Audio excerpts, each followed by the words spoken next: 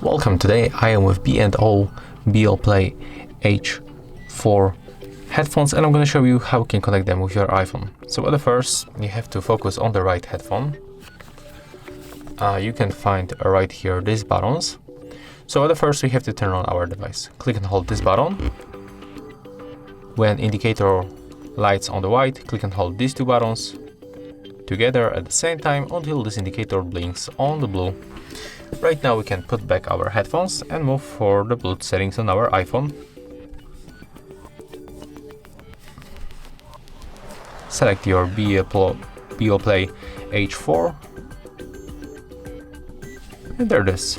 Right now we are successfully connected. That's all. If you find this video helpful, remember to leave a like, comment and subscribe.